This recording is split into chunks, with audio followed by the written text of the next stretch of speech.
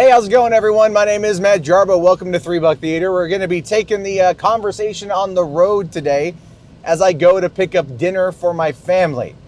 As you can maybe tell or hear, it is another gloomy day in Washington, but I'll tell you where it's not gloomy. It's not gloomy at the Snyder household. No, not at all. I'm assuming that this weekend a certain veil has been lifted,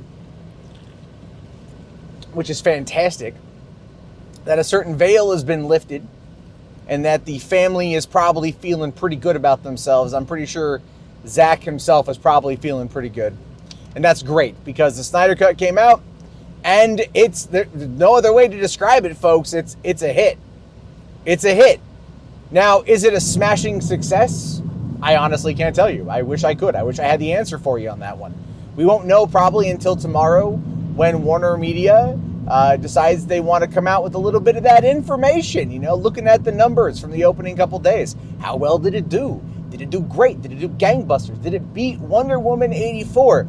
And I think, if I'm honest, I think it did. I think it probably did. Now, granted, and I will be fair on this, Wonder Woman 84 did help bring in about 4 million new subscribers to HBO Max. That is true. And those 4 million all watched Wonder Woman 84, and 2 of the other 6 million, or another 2 million people who were already pre-existing subscribers watched it. It's a weird way to say, like 6 million people watched it, okay? Half of their subscriber count at that time. It's gone up a lot more since then. A lot of HBO Max has done a really good job with the rollout of these new films, and people seem to be liking it. I like that it's finally on Roku. I can finally watch it on all of my devices, and that to me is great. Plus Harley Quinn Season 3, because I really, really, really want that. So when it comes to, let's say, the Snyder Cut 2, Justice League 2, Justice League 3, this is now the question that everyone is asking. This is now the question that everyone is opining about. You're going to see a lot of coverage about this in the coming days and maybe even weeks if we don't get anything solidified by tomorrow. And the truth of the matter is, we might not get anything solidified by tomorrow because they might be dragging their feet while they try to figure out this current tug and pull over Zack Snyder with Netflix. That's another thing that I heard over the course of the weekend, is that Netflix is like looking at Zack like, we want you, we really want you. And they do. I mean, look at Army of the Dead. You get Army of the Dead, you got the prequel movie, you got the animated show. I mean, like they're clearly interested in what Zack Snyder has. But a lot of people really want there to be another Justice League movie, myself included. I really liked the Snyder Cut.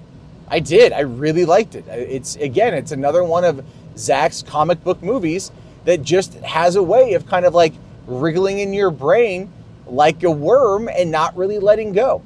And that's one of the things that I think is really great about this particular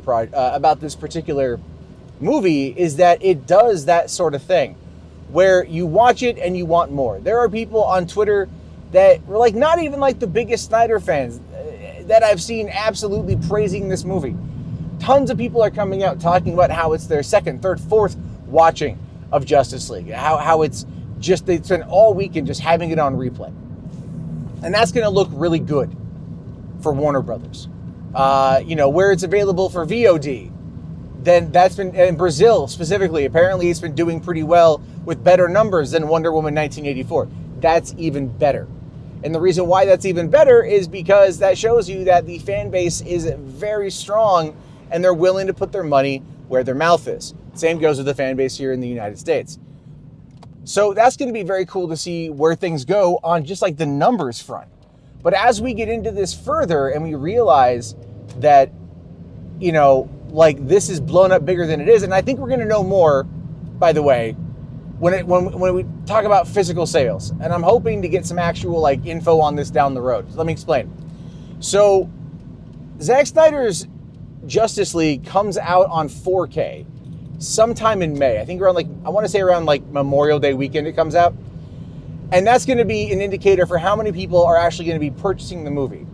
The new remastered version of Batman v Superman in the 4:3 aspect ratio, the IMAX cut, basically, that's going to be available next week on 4K.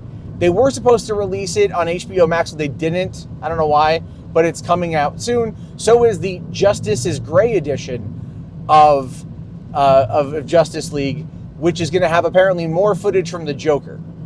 So, HBO Max, Warner Media, whatever, now Warner Brothers, because they apparently are not happy with this at all. This is showing you that, like, they are behind it.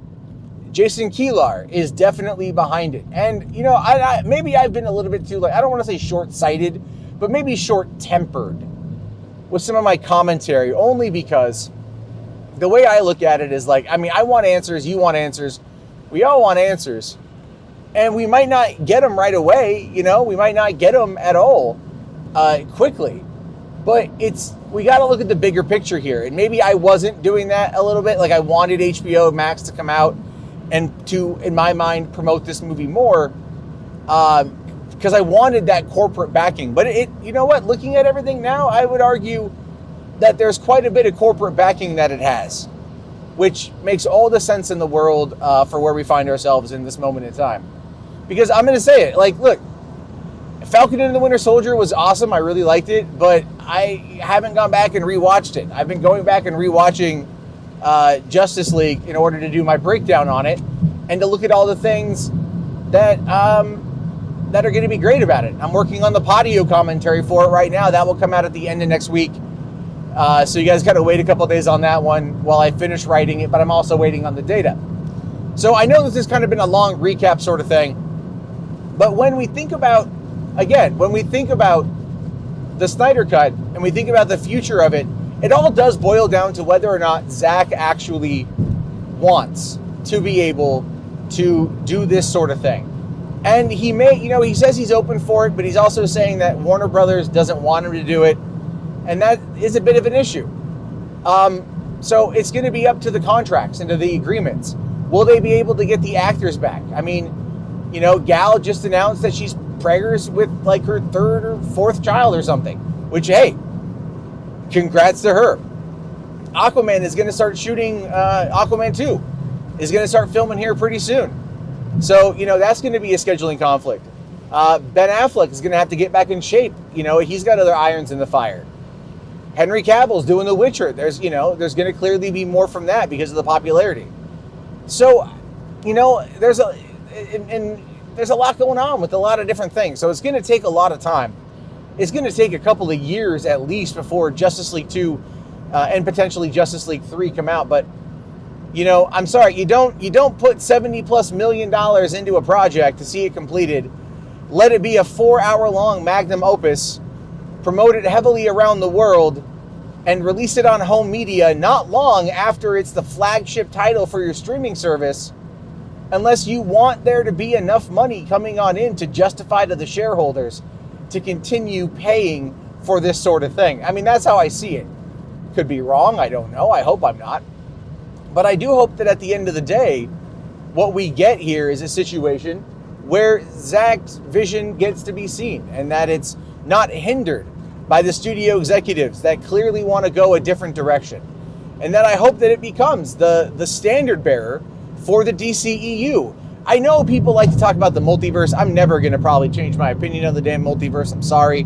I know they mentioned the multiverse in the Snyder Cut, which makes me think that was a line from a re-record or something. They added the line in later on. That's what I think, basically. But whatever. It's all corporate branding. So we'll have to wait and see how it all goes. But right now, I'm feeling pretty positive about it, and I'm happy for everyone who won this weekend, myself included. All of you guys who raised all that money for charity and didn't do it in order to push your own agenda or to push your own ego. You guys did a good job. You saved lives, which was the ultimate goal. And Zack is still out there trying to save lives. And he's using this as a way to do it. And that's absolutely fantastic. But as always, I want to hear your guys' thoughts, your guys' opinions. Let me know down in the comments section. If you guys like these kind of these vloggy videos, I could do a lot more of them, to be honest with you. And I'll talk to you all later. Have yourself a great day, and peace the hell out.